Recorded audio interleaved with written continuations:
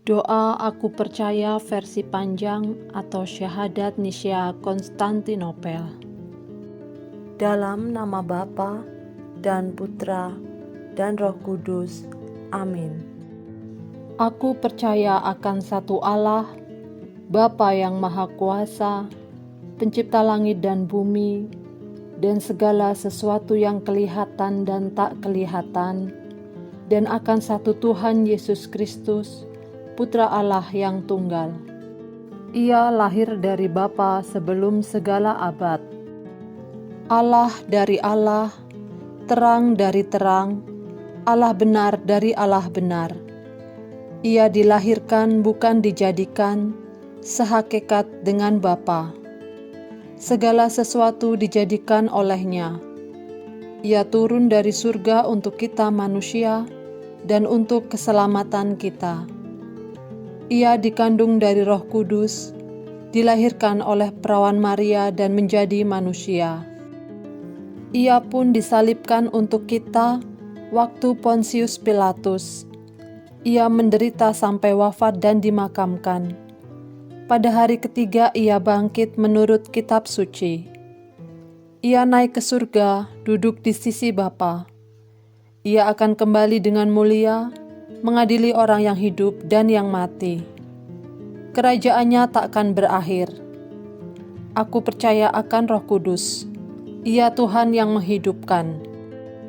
Ia berasal dari Bapa dan Putra, disembah dan dimuliakan. Ia bersabda dengan perantaraan para nabi. Aku percaya akan gereja yang satu, kudus, katolik, dan apostolik. Aku mengakui satu pembaptisan akan penghapusan dosa. Aku menantikan kebangkitan orang mati dan hidup di akhirat. Amin. Dalam nama Bapa dan Putra dan Roh Kudus. Amin. Halo sahabat, salam sejahtera bagi kita semua. Pikiran adalah ruang tempat di mana kita mengaktualisasikan diri. Sebuah proses pembelajaran. Pakailah dengan baik demi kebaikan bersama, sesuai yang Tuhan mau. Inilah ruang PC. Malaikat adalah makhluk rohani yang diciptakan Allah. Sebagai makhluk rohani, malaikat tidak memiliki raga. Oleh karenanya, para malaikat tidak terbatas pada ruang dan waktu. Para malaikat adalah makhluk ciptaan Allah yang hidupnya kekal bersama Allah di surga. Dalam Katekismus Gereja Katolik nomor 325, Syahadat para Rasul mengakui bahwa Allah adalah pencipta langit dan bumi.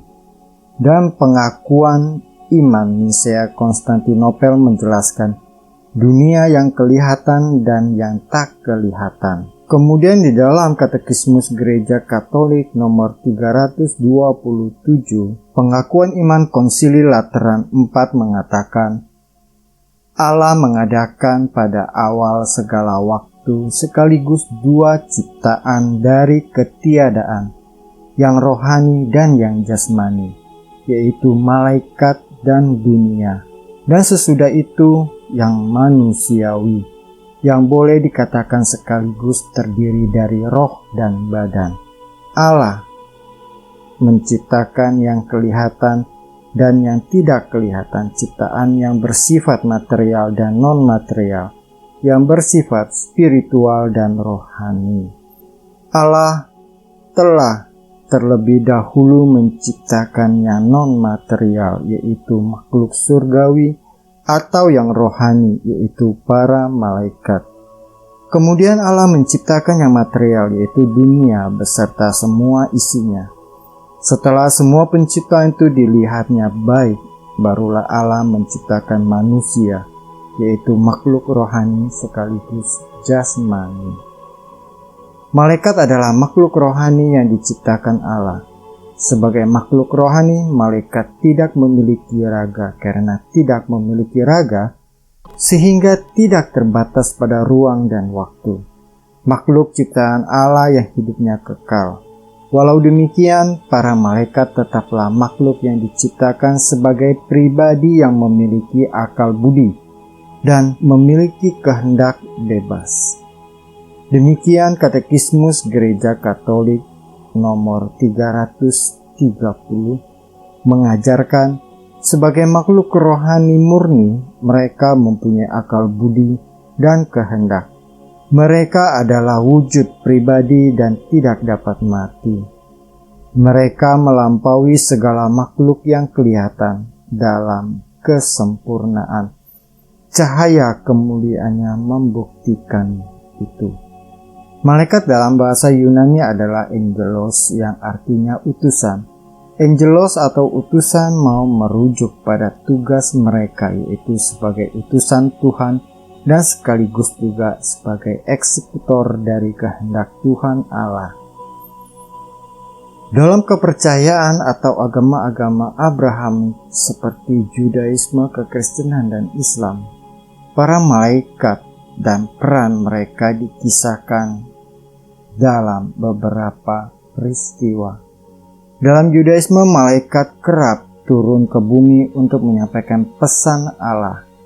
Dalam kitab suci Kristen juga bisa ditemukan kisah-kisah tentang para malaikat. Tuhan disebutkan mengirimkan malaikat untuk membawa pesan, melindungi, atau bahkan menghancurkan. Selain itu, malaikat juga memiliki fungsi untuk terus mengagungkan Tuhan atau Yahweh. Bahkan dalam kitab terakhir di Perjanjian Lama, para malaikat ini juga melakukan sesuatu yang lain seperti memohon ampun atas bangsa Israel, seperti yang tertulis dalam kitab Zakaria. Sebagai makhluk rohani, para malaikat berada dekat dengan Allah. Allah akan mengutus para malaikat untuk mendampingi kita, untuk menjaga dan melindungi kita dari bahaya. Jadi kita harus percaya kepada penyelenggaraan ilahi. Sahabat Ruang PC, marilah kita selalu berdoa kepada Tuhan Allah supaya Ia selalu melimpahkan rahmat-Nya kepada kita dan mengutus malaikat-malaikatnya untuk menjaga dan melindungi kita dari mara bahaya maupun dari yang jahat. Amin. Demikianlah sahabat Ruang PC episode kali ini. Kita akan jumpa lagi di episode yang lain. Jangan lupa di subscribe bagi yang belum. Kasih tombol like apabila artikel ini memberikan berkat kepada Anda. Dan jangan lupa bagikan kepada sanak saudara dan teman-teman. Terima kasih. Non Schola Servita Distinus. Sahabat Ruang PC, demikian episode kali ini. Silakan tulis komentar Anda untuk saling berbagi. Kasih like bila Anda suka, bagikan ke teman-teman, keluarga, atau media sosial Anda supaya bisa memberi inspirasi. Subscribe atau tekan tombol loncengnya supaya Anda selalu mendapat pemberitahuan setiap ada video baru. Tuhan memberkati. Non Scholae Servita Distinus.